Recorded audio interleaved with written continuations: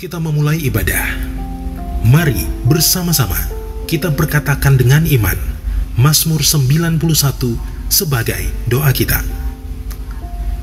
Dalam lindungan Allah, orang yang duduk dalam lindungan yang maha tinggi dan bermalam dalam naungan yang maha kuasa akan berkata kepada Tuhan, tempat perlindunganku dan kubu pertahananku, Allahku yang kupercayai. Sungguh, dialah yang akan melepaskan engkau dari jerat penangkap burung, dari penyakit sampar yang busuk. Dengan kepaknya ia akan menudungi engkau, di bawah sayapnya engkau akan berlindung. Kesetiaannya ialah perisai dan pagar tembok. Engkau tak usah takut terhadap kedahsyatan malam, terhadap panah yang terbang di waktu siang, terhadap penyakit sampar yang berjalan di dalam gelap, terhadap penyakit menular yang mengamuk di waktu petang. Walau 1000 orang rebah di sisimu dan 10.000 di sebelah kananmu, tetapi itu tidak akan menimpamu. Engkau hanya menontonnya dengan matamu sendiri dan melihat pembalasan terhadap orang-orang fasik. Sebab Tuhan ialah tempat perlindunganmu, yang maha tinggi telah kau buat tempat perteduhanmu. Malapetaka tidak akan menimpa kamu, dan tulah tidak akan mendekat kepada kemahmu. Sebab malaikat-malaikatnya akan diperintahkannya kepadamu untuk menjaga engkau di segala jalanmu. Mereka akan menatang engkau di atas tangannya, supaya kakimu jangan terantuk kepada batu. Singa dan ular tedung akan kau langkahi. Engkau akan menginjak anak singa dan ular naga. Sungguh, hatinya melekat kepadaku, maka aku akan meluputkannya. Aku akan membentenginya, sebab ia mengenal namaku. Bila ia berseru kepadaku, aku akan menjawab. Aku akan menyertai dia dalam kesesakan. Aku akan meluputkannya dan memuliakannya. Dengan panjang umur akan kukenyangkan dia, dan akan kuperlihatkan kepadanya keselamatan daripadaku. Orabaya shandara labara bara labara labara labara labara. Mari kita berdoa Bapak Ibu Saudara untuk Indonesia.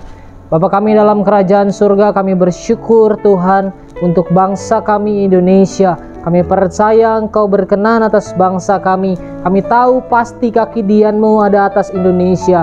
Hari ini Tuhan kami berdoa, biar lawatan Tuhan dinyatakan turun atas Indonesia. Pulihkan bangsa kami daripada segala sakit penyakit, daripada kutuk ya Tuhan. Kami hancurkan, kami patahkan di dalam nama Tuhan Yesus Kristus. Kami berkata kepada COVID-19, diam dan tenanglah. Dan kami percaya Tuhan Engkau memberkati bangsa kami hari-hari ini, mentransformasikan, memberkati Indonesia dari pulau demi pulau yang ada. Semua suku bangsa Tuhan berkati berlipat kali ganda.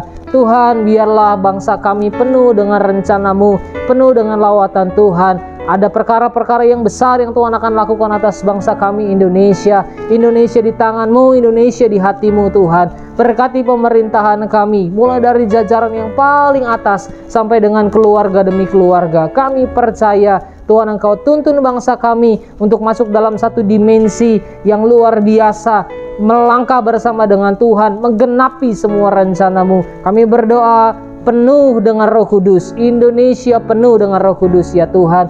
Biarlah bangsa kami hari-hari ini menjadi pembawa Pentakosta ketiga ya Tuhan, karena kami percaya Engkau mempunyai rencana yang dahsyat atas bangsa kami. Tuhan, terima kasih banyak sampai Indonesia menjadi contoh, menjadi teladan buat banyak negara-negara yang ada di muka bumi ini ya Tuhan.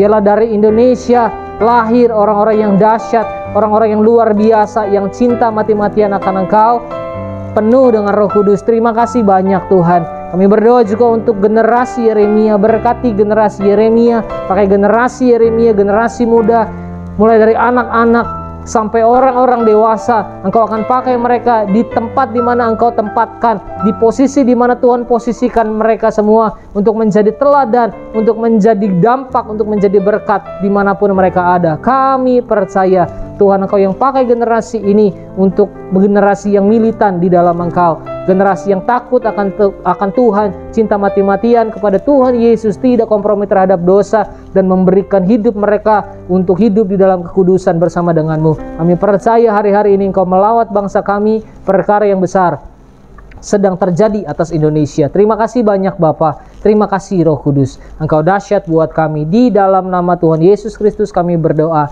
dan mengucap syukur. Haleluya. Sama-sama kita katakan amin. Allah Immanuel hadir di tengah kita semuanya. Haleluya. Mari kita bangkit bersama-sama. Berikan tepuk tangan buat Allah yang luar biasa.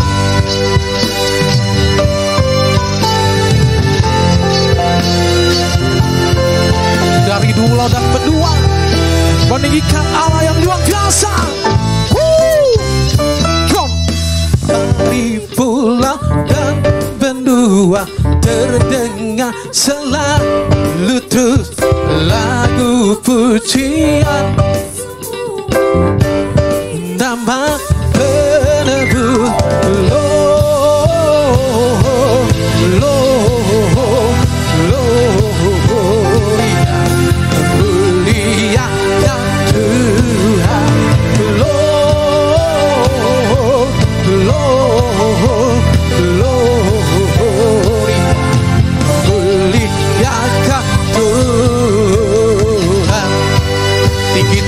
Surga, mari jemaat Tuhan bersama singer nyanyikan suaramu. Come on.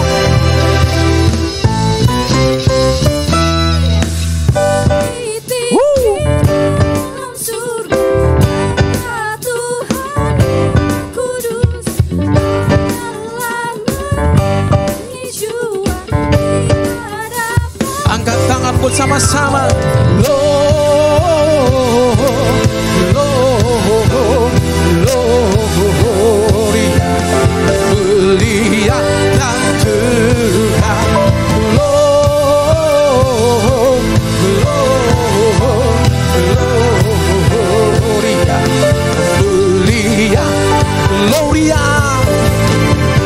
Kami tinggikan nama-Mu Yesus bersama alam semesta. Muliakan Tuhan,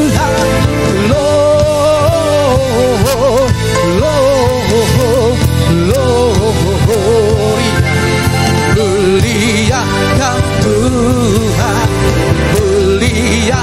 Sekali lagi muliakan Tuhan, muliakan Tuhan.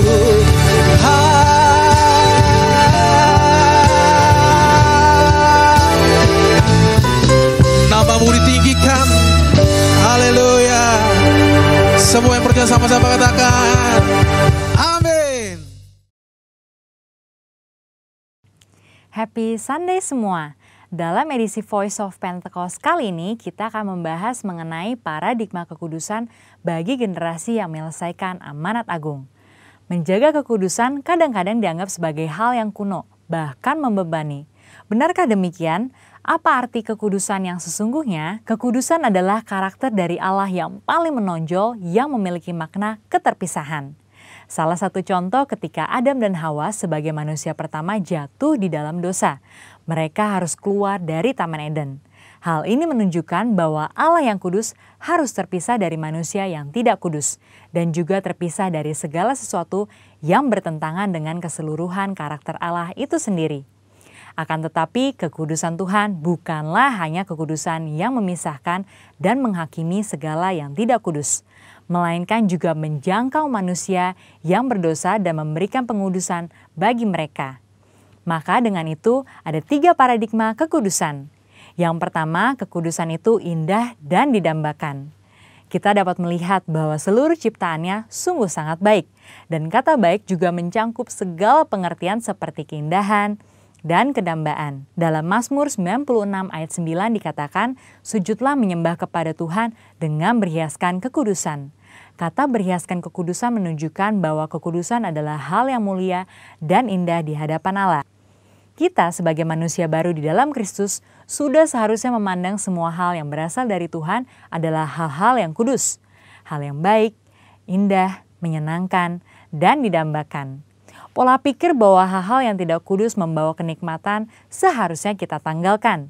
Sebagai insan Pentakosta yang hidup bergantung kepada Roh Kudus setiap saat, sudah selayaknya kita mengalami kemenangan dari kedagingan. Yang kedua, kekudusan itu menular dan menyebar. Paradigma yang baru tentang kekudusan juga dinyatakan dalam kehidupan dan pelayanan Yesus. Dalam pelayanannya, Yesus sering digambarkan berada bersama dengan orang-orang yang najis menurut Taurat.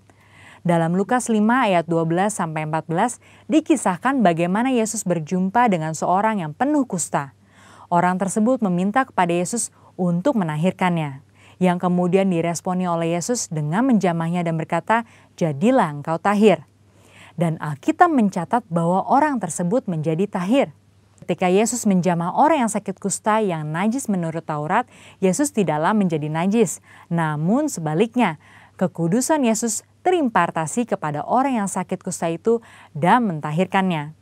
Hal ini selayaknya memberikan paradigma baru dalam kita memandang kekudusan, yaitu kekudusan itu menular dan menyebar. Yang ketiga, kekudusan menjangkau banyak orang. Dengan pengurapan Roh Kudus, maka sudah seharusnya kita menjangkau orang lain dan menularkan kekudusan tersebut.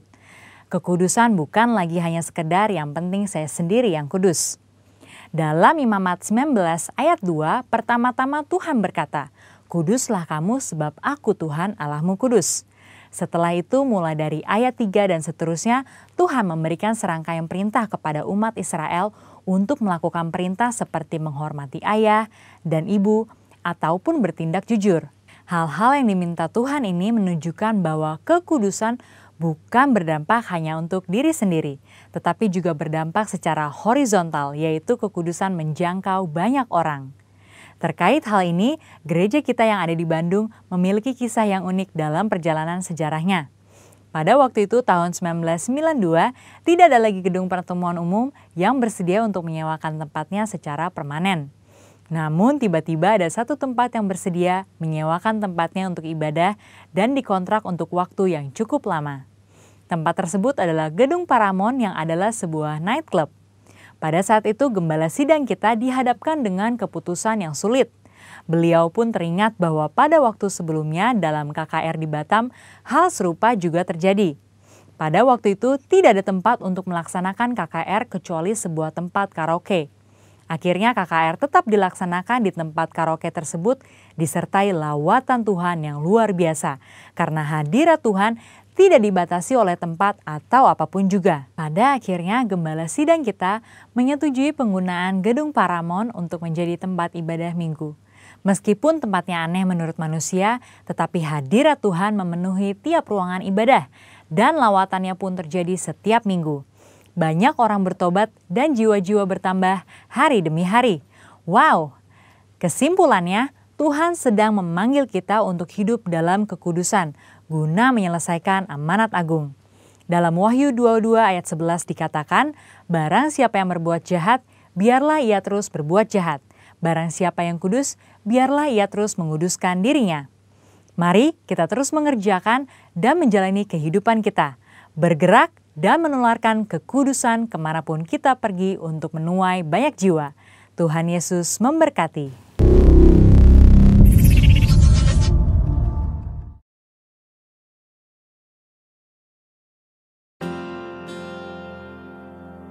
Sebelum lebih lagi kita masuk dalam pujian penyembahan dan firman Tuhan, bersama-sama kita deklarasikan Pentakosta ketiga. Pentakosta ketiga adalah pencurahan Roh Kudus yang dahsyat di zaman ini, melebihi yang terjadi di Azusa Street. Pentakosta ketiga akan mengakibatkan penuaian jiwa yang terbesar dan yang terakhir sebelum Tuhan Yesus datang kembali. Pentakosta ketiga akan membangkitkan generasi Yeremia, yaitu anak-anak muda yang dipenuhi Roh Kudus, cinta mati-matian kepada Tuhan Yesus, tidak kompromi terhadap dosa, dan akan bergerak untuk memenangkan jiwa. Pentakosta ketiga lahir di Indonesia dan bergerak ke bangsa-bangsa. Gerakan ini dari timur ke barat dan akan kembali ke Yerusalem. Pentakosta ketiga akan memberikan kuasa untuk menyelesaikan amanat agung, dan setelah itu Tuhan Yesus datang kembali. Mari kita siapkan hati kita untuk menyembah Tuhan. Di bulan Natal ini kita bersyukur. Mari kita ingat kebaikan Tuhan. Dia sudah lahir di kandang domba yang terhina untuk menyatakan kasih-Nya buat kita. Selamanya Dia baik. Terima kasih Tuhan. Mari kita renungkan kebaikan Dia. Mari berdoa. Sementara musik mengalun. Hiraralabaka. Urabaka. Yesus. Urabakaralabana.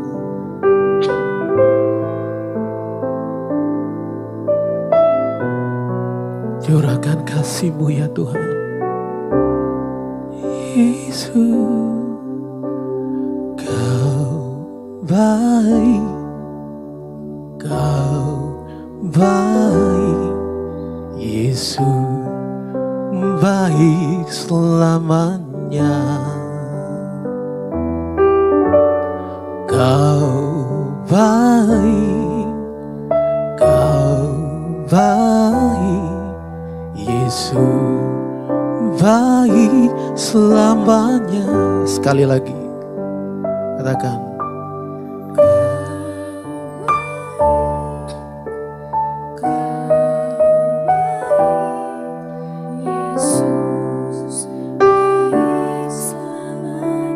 Kau baik ya Tuhan.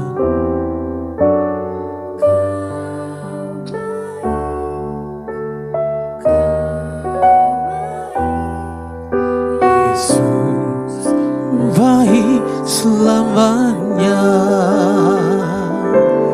Ku memuji-Mu, ku menyembah-Mu selamanya.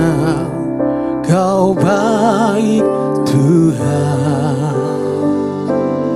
Ku memuji-Mu, ku menyembah-Mu selamanya.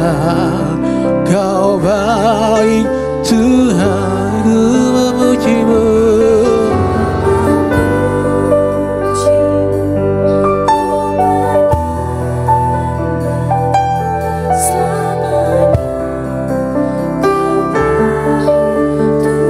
Engkau baik ya Tuhan. Ku memuji-Mu, ku menyembah-Mu selamanya. Kau baik Tuhan. Mari jemaat Tuhan bersama singkat katakan, Kau baik.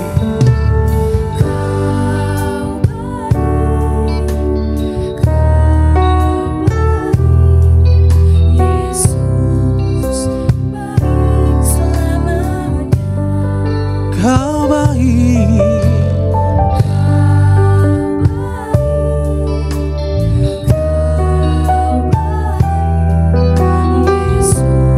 Semua yang merasakan kebaikan Tuhan, angkat tanganmu. Ku memuji-Mu.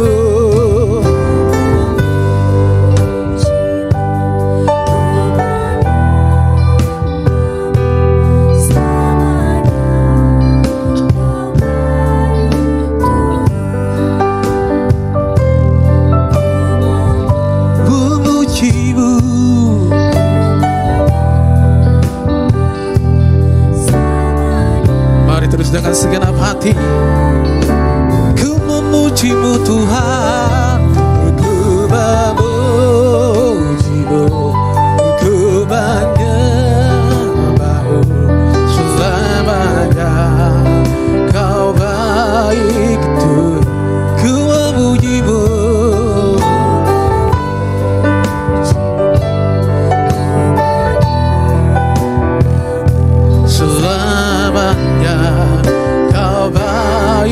Tuhan, mari sembah Tuhan sementara musik naikkan pujian.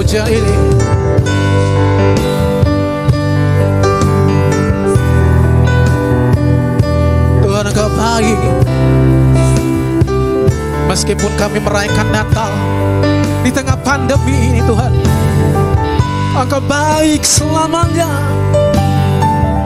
Kami naikkan pujian, sembah kami.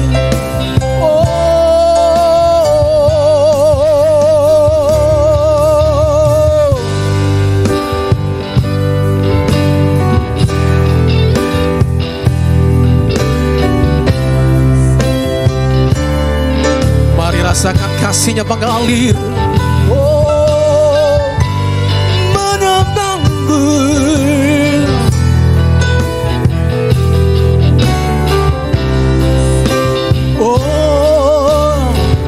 Berikan tepuk tangan buat Allah yang luar biasa.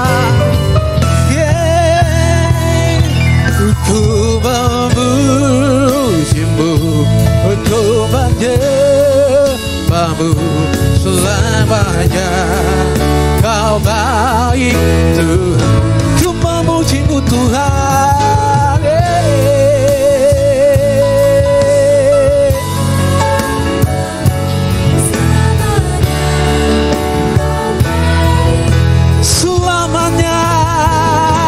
Selamanya Kau baik Tuhan, selamanya, selamanya Kau baik Tuhan.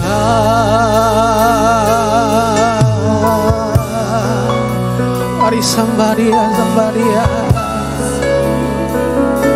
Mari bersama imam musik Jemaat GBM TNSku di rumah masing-masing sembah Dia.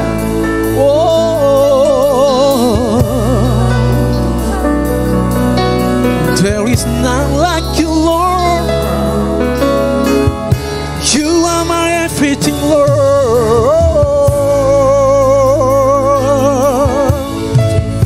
Dina sandana.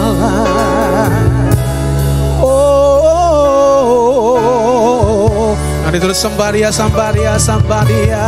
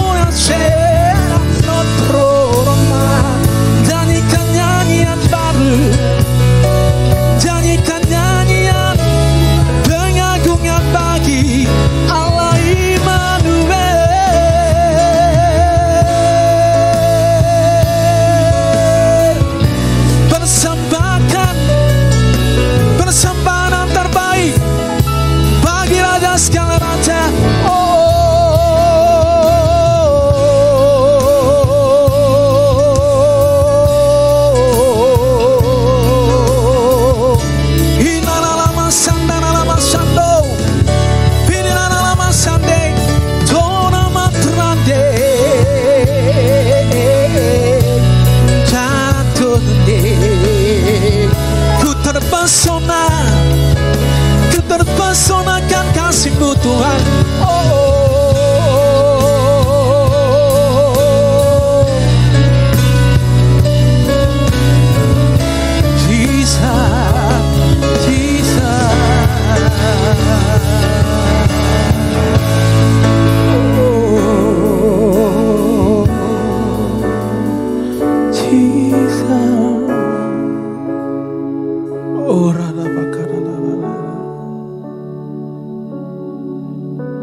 Mari buka kedua tanganmu, saudara.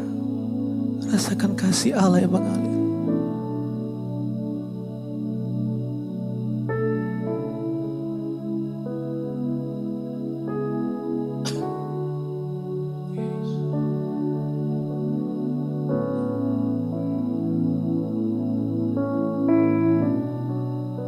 Jesus.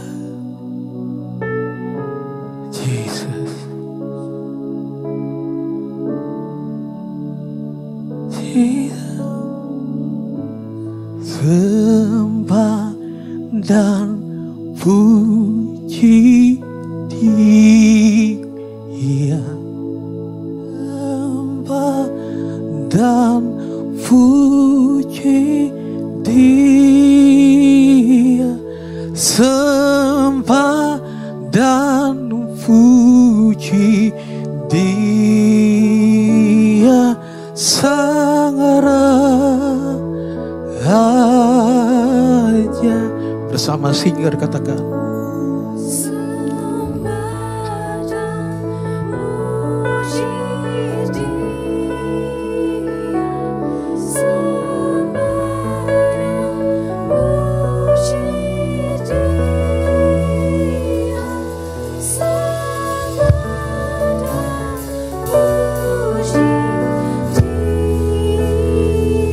Terus bersama singer nyanyikan suaramu, sembah dan puji Dia.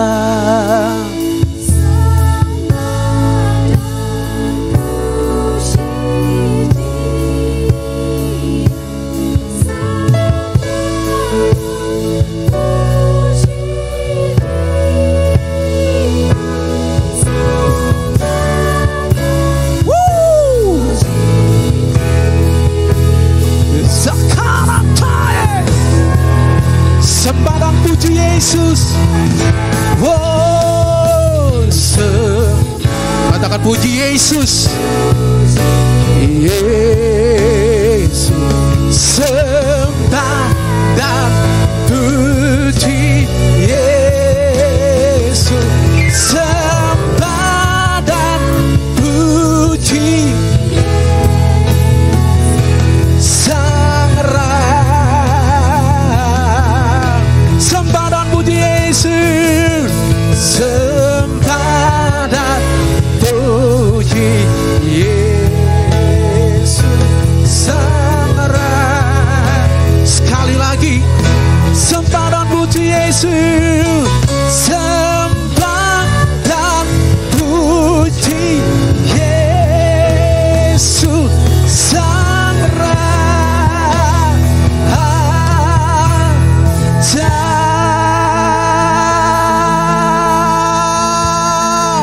Berikan kemuliaan bagi Raja segala Raja.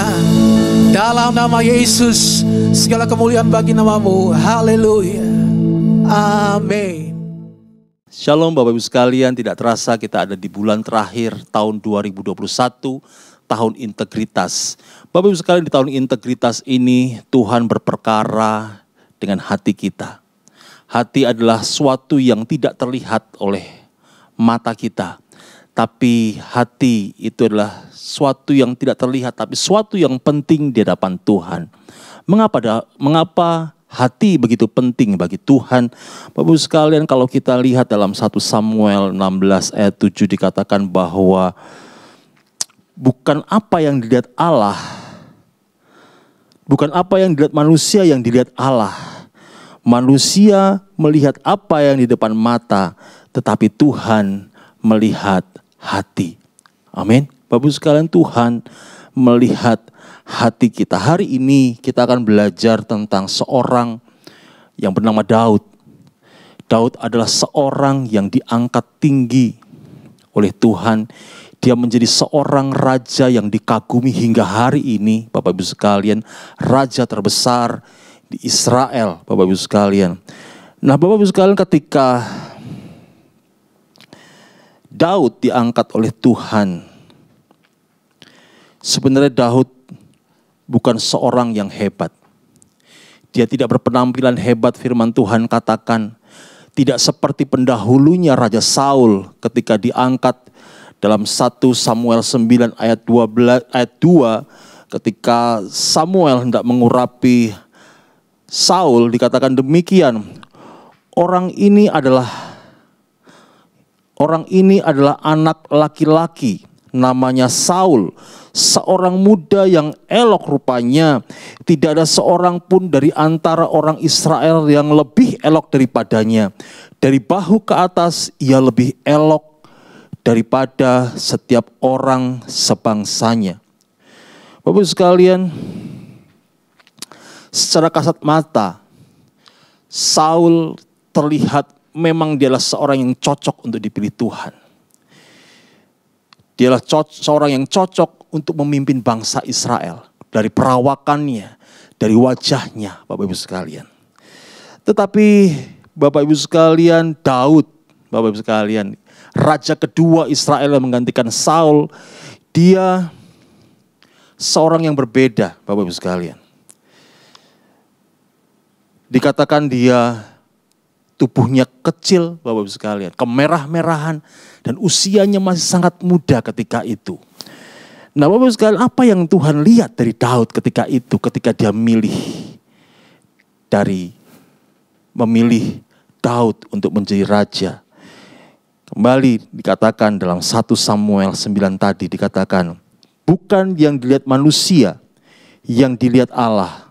Manusia melihat apa yang di depan mata, tetapi Tuhan melihat hati. Tuhan melihat hati dari Daud. Amin. Tuhan melihat hati Daud, Bapak Ibu sekalian. Kenapa Tuhan melihat hati Daud? Tuhan melihat hati Daud karena Daud memiliki hati yang murni di hadapan Tuhan. Mari kita belajar tentang hal ini, Bapak Ibu sekalian. Kita akan buka 1 Samuel 16 ayat yang ke-7 sampai dengan 11. Demikian firman Tuhan. Ketika mereka masuk dan Samuel melihat Eliab, lalu pikirnya, sungguh di hadapan Tuhan sekarang berdiri yang diurapinya. Tetapi berfirmanlah Tuhan kepada Samuel, jangan pandang parasnya atau perawakan yang tinggi, sebab aku telah menolaknya. Bukan yang dilihat manusia, yang dilihat Allah. Manusia melihat apa yang di depan mata, tetapi Tuhan melihat hati. Lalu Isai memanggil Abinadab dan menyuruhnya lewat di depan Samuel. Tetapi Samuel berkata, orang ini pun tidak dipilih Tuhan. Kemudian Isai menyuruh Syama lewat. Tetapi Samuel berkata, orang ini pun tidak dipilih Tuhan. Demikianlah Isai menyuruh seluruh anaknya lewat di depan Samuel. Tetapi Samuel berkata kepada Isai, semuanya tidak dipilih Tuhan. Lalu Samuel berkata kepada Isai, inikah anakmu semuanya? Jawabnya, masih tinggal yang bungsu, tetapi sedang mengembalakan kambing domba. Kata Samuel kepada Isai, suruhlah memanggil dia, sebab kita tidak akan duduk makan sebelum ia datang kemari. Nah Bapak Ibu sekalian, kita tahu semua nih ceritanya Bapak Ibu sekalian. Ketika Samuel, Tuhan perintahkan untuk datang ke rumah Isai. Sebab Tuhan ingin Samuel mengurapi salah seorang anaknya untuk menjadi raja. Dan ketika Samuel masuk ke rumah Isai, Bapak Ibu sekalian, dia diperkenalkan dengan seorang anaknya, yaitu Eliab. Ini adalah anak yang pertama dari Isai. Bapak Ibu sekalian, dia seorang berperawakan tinggi, dia seorang tentara yang gagah perkasa, dia sering ikut berperang. Dan ketika Samuel ketemu, dia katakan, pasti ini yang dipilih Tuhan. Ini cocok untuk sebagai raja. Tetapi Tuhan berkata kepada Samuel, bukan ini. Kemudian Bapak Ibu sekalian kita tahu, Isai menyuruh anaknya yang kedua, yaitu Abinadab, Bapak Ibu sekalian, untuk ketemu dengan Samuel. Tetapi yang kedua ini pun Tuhan katakan bukan yang ini. Sampai ke-7 anaknya datang di hadapan Samuel. Ke-7-7-nya Tuhan katakan bukan yang itu. Bapak Ibu sekalian, yang terakhir dikatakan Samuel, apakah ini semua anakmu? Dan Isai katakan, masih ada satu. Tapi dia tidak ada di sini, dia ada di padang menggembalakan kambing domba. Nah Bapak Ibu sekalian, setiap kali saya membaca cerita ini, Bapak Ibu sekalian, saya membayangkan saya sebagai seorang Daud, Bapak Ibu sekalian. Dan ketika saya membacanya, saya pikir, lah kok bisa Bapak Ibu sekalian. Ada anak yang kelupaan dibawa, diperkenalkan kepada Samuel. Untuk dia diurapi, diangkat menjadi raja. 7 anaknya semuanya diperkenalkan kepada Samuel. Tetapi yang satu Daud dilupakan. Setiap saya membaca firman ini, saya selalu, kok bisa ya? ada yang kelupaan satu orang, Bapak Ibu sekalian. Nah, Bapak Ibu sekalian, puji Tuhan, Daud itu bukan saya, Bapak Ibu sekalian. Kalau saya, Bapak Ibu sekalian, saya bakalan baper, Bapak Ibu sekalian. Tetapi Daud adalah seorang yang tetap menjaga hatinya bersih di hadapan Tuhan. Dia orang yang menjaga hatinya murni di hadapan Tuhan. Nah, Bapak Ibu sekalian, kalau kita baca firman Tuhan berikutnya, maka kita akan ketahui bahwa tidak hanya sekali Daud dikecewakan. Tidak hanya sekali Daud dianggap rendah, tidak dianggap oleh kakak-kakaknya. Maka kalau kita baca dalam 1 Samuel 17 ayat 28, inilah kisah ketika Daud dia diperintahkan oleh orang tuanya Isai untuk membawa makanan kepada kakak-kakak yang sedang bertempur. Dan mereka sedang berkemah di suatu tempat. Dan ketika Daud melihat Goliat, dia mulai berkata, siapa orang ini? Dia yang mengolok-olok barisan tentaranya Tuhan. Tapi Eliab menjadi marah dan dikatakan demikian. Ketika Eliab, ayat 28 dikatakan, ketika Eliab kakaknya yang tertua mendengar perkataan Daud kepada orang itu, bangkitlah amarah Eliab kepada Daud sambil berkata, mengapa engkau datang? Dan pada siapakah kau tinggalkan kambing domba yang 3 ekor itu di padang gurun? Aku kenal sifat pemberanimu dan kejahatan hatimu. Engkau datang kemari dengan maksud melihat pertempuran. Bapak sekali, dia tidak dianggap. Ngapain kamu datang kemari? Kamu harus nyari di sana menggembalakan kambing domba. Bukan tempatmu ada di medan perang. Nah, Bapak Ibu sekalian, dalam dua kondisi yang ada, Bapak Ibu sekalian, kita lihat Daud kembali tidak bersikap salah, dia tetap kembali bersikap yang benar, dia tidak baper, Bapak Ibu sekalian. Tetapi dia memilih untuk bersikap benar.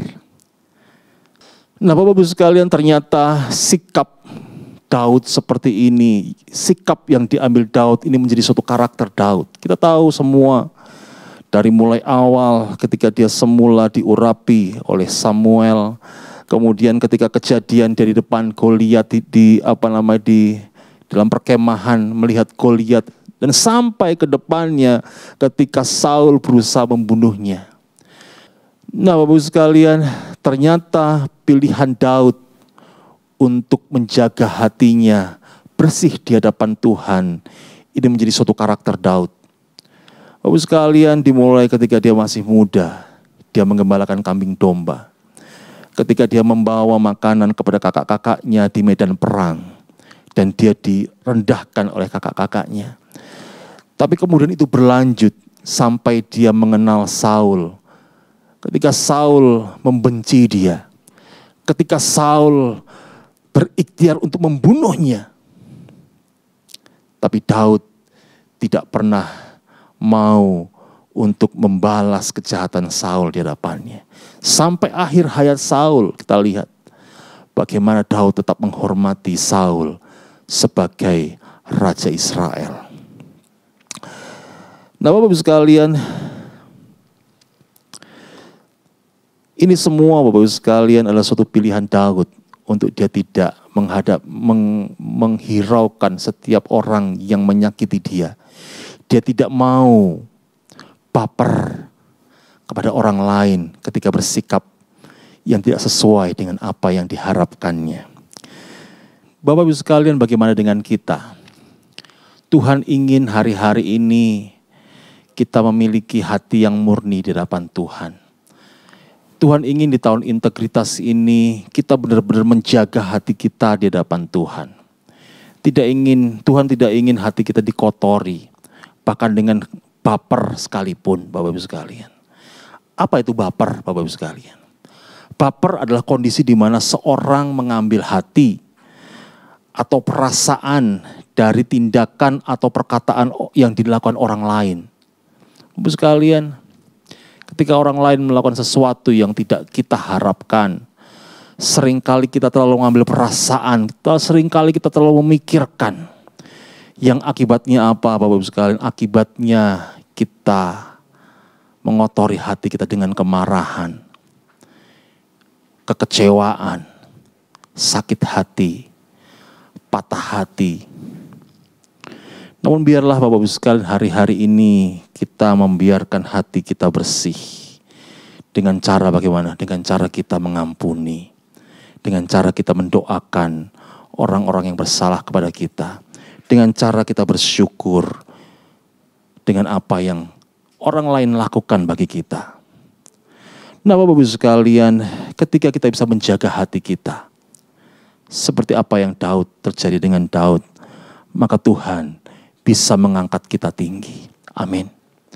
Tuhan bisa memakai kita. Tuhan melihat hati kita, Bapak Ibu sekalian. Apa saja yang membuat kita baper? Yang pertama adalah informasi yang tidak lengkap yang kita terima. Ulangi. Apa saja yang membuat kita baper, Bapak Ibu sekalian? Yang pertama adalah informasi yang kita terima kurang lengkap, Bapak Ibu sekalian. Kita tidak tahu, Bapak Ibu sekalian, apa yang menjadi motivasi dari Isai ketika dia menyuruh Daud pergi ke padang dan menggembalakan domba yang 1 atau 2 atau 3 ekor itu. Kita tidak tahu motivasi kakaknya Isai ketika dia marah kepada Daud ketika di perkemahan. Mungkin Bapak sekalian mereka merasa sayang kepada Daud. Dan tidak mengharapkan anak Isai yang bungsu ini terluka atau celaka. Nah Bapak sekalian, seringkali kita melihat dengan cara pandang yang berbeda satu dengan yang lain. Sehingga seringkali timbul kesalahpahaman. Saya pernah punya pengalaman tentang hal ini, Bapak-Ibu sekalian. Saya ingin cerita sejenak di sini. Ketika beberapa waktu yang lalu, sudah sangat lama, ketika saya masih muda. Dan ketika itu adalah orang tua saya tidak menyetujui saya berpacaran dengan pacar saya. Bapak-Ibu sekalian, apa yang terjadi di sana Bapak-Ibu sekalian? Saya baper, Bapak-Ibu sekalian. Saya sakit hati, saya kecewa, Bapak-Ibu sekalian. Tapi sebenarnya ketika saya menjadi dewasa dan beberapa waktu kemudian saya melihat ke belakang, maka saya melihat dengan kacamata seorang ayah, Bapak-Ibu sekalian, seorang bapak. Maka sebenarnya itu adalah karena sayangnya seorang ayah, seorang ibu, seorang orang tua kepada anaknya dan dia ingin melindungi anaknya. Tapi Bapak sekalian, kita seringkali ketika kita mengalami itu, Bapak sekalian, seperti ketika saya mengalami sesuatu yang wah, kenapa begini? Sakitnya tuh di sini, Bapak sekalian. Nah Bapak-Ibu sekalian, ini karena kita melihat dengan cara pandang yang berbeda, kacamata yang berbeda, paradigma yang berbeda, Bapak-Ibu sekalian. Saya tidak mengerti informasi yang dimiliki oleh orang tua saya, begitu juga orang jatuh cinta, informasi yang saya terima adalah selalu baik, Bapak-Ibu sekalian. Dan demikian juga seperti ini, Bapak-Ibu sekalian. Satu hal yang kita harus lakukan di sini, kita harus saling merendahkan hati. Kita harus mau mendengarkan satu dengan yang lain. Bapak-Ibu sekalian, saya ingat ketika saya mau merendahkan hati, ketika saya mau mendengarkan apa yang diinginkan orang tua saya, Tuhan berikan yang terbaik. Amin. Tuhan berikan yang terbaik. Dan sampai hari ini saya boleh melihat bahwa Tuhan melihat ketaatan. Tuhan melihat apa yang dilakukan ketika kita mau mendengarkan orang lain, ketika merendahkan diri, ketika kita mau taat kepada apa yang diperintahkan orang tua kita. Ini bisa menjadi teladan juga bagi teman-teman yang masih muda, Bapak-Ibu sekalian. Yang kedua, Bapak-Ibu sekalian, apa yang membuat kita baper? Seringkali hari-hari ini, terutama di masa pandemi, adalah tekanan, pergumulan, permasalahan yang sedang kita hadapi. Bapak-Ibu sekalian, tidak jarang hari-hari ini kita mendengar keluarga, orang tua dengan anak, istri dengan suami, antara rekan kerja dan teman sepelayanan mengalami permasalahan. Tapi sebenarnya masalahnya nggak di sana. Tapi sebenarnya ada masalah pergumulan yang sedang dialami pribadi lepas pribadi. Bapak sekalian, seringkali ketika kita pulang dengan membawa masalah pergumulan kita ketemu istri mencurahkan permasalahannya dan lain sebagainya. Tapi kemudian kita menjadi baper dan lain sebagainya. Bapak sekalian, kadang-kadang kondisi yang berat dalam kehidupan kita memicu kita untuk kita menjadi baper kepada orang lain, menjadi sangat sensitif kepada orang lain, dan mudah untuk marah, Bapak Ibu sekalian. Namun firman Tuhan katakan demikian dalam 1 Korintus 10 ayat 13. Pencobaan yang kamu alami adalah pencobaan yang biasa yang tidak melebihi kekuatan manusia. Sebab Allah setia, karena itu Ia tidak membiarkan kamu dicobai melampaui batas kekuatanmu. Pada waktu kamu dicobai, Ia akan memberikan kepadamu jalan keluar sehingga kamu dapat menanggungnya. Bapak-Ibu sekalian, firman Tuhan katakan bahwa setiap pencobaan yang kita alami itu tidak akan melebihi dari kekuatan kita. Amin. Saya percaya kita bisa melampaui setiap pergumulan kita ketika kita berharap sama Tuhan. Amin. Biar kita kuat hari-hari ini. Kita tidak mudah sensitif kepada orang-orang di sekitar kita, terutama dengan orang-orang yang dekat kepada kita. Yang ketiga, Bapak Ibu sekalian, yang membuat kita baper adalah sifat kedagingan dan hawa nafsu di dalam diri kita. Saya akan bacakan Yakobus 4 ayat 1-2 demikian. Dari mana datangnya sengketa dan pertengkaran dari antar kamu? Bukankah datangnya dari hawa nafsumu yang saling berjuang dalam tubuhmu? Kamu mengingini sesuatu tapi kamu tidak memperolehnya. Lalu kamu membunuh. Kamu iri hati tapi kamu tidak mencapai tujuanmu. Lalu kamu bertengkar dan kamu berkelahi. Kamu tidak memperoleh apa-apa karena kamu tidak berdoa. Bapak sekalian, dikatakan dalam ayat yang ke-1, bukankah datangnya dari hawa nafsu yang saling berjuang dalam tubuhmu? Bapak sekalian, ini berasal dari kedagingan kita. Hawa nafsu kita mengakibatkan munculnya kemarahan, mengakibatkan munculnya pertengkaran, Bapak sekalian. Bagaimana kita mengatasi itu, Bapak Ibu sekalian? Kita mengatasinya adalah kita harus hidup menurut roh dan bukan menurut daging. Firman Tuhan dalam Galatia 5 ayat 16, maksudku ialah hiduplah oleh roh, maka kamu tidak akan menuruti keinginan daging. Bapak Ibu sekalian, di tahun integritas ini Tuhan sedang mencari orang yang murni hatinya. Firman Tuhan dalam Mazmur 24 dikatakan demikian, ayat 3, 4, dan 5. Siapakah yang boleh naik ke gunung Tuhan? Siapakah yang boleh berdiri di tempat yang kudus? Orang yang bersih tangannya dan murni hatinya, yang tidak menyerahkan diri kepada penipuan, yang tidak bersumpah palsu. Dialah yang akan menerima berkat dari Tuhan dan keadilan dari Allah yang menyelamatkan dia. Bapak-Ibu sekalian, saya percaya Tuhan sedang menyediakan berkat bagi kita. Tapi yang Tuhan inginkan adalah orang yang memiliki tangan yang bersih dan hati yang murni di hadapan Tuhan. Bapak-Ibu sekalian, hari-hari ini bagaimana keadaan kita? Apakah hati kita dipenuhi dengan kemarahan?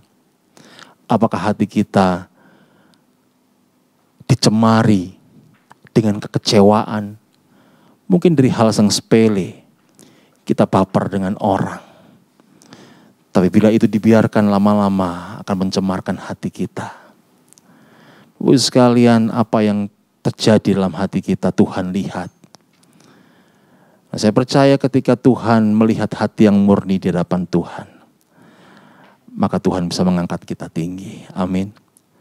Seperti Daud menerima setiap Tuhan yang Tuhan rencanakan yang baik atas dia.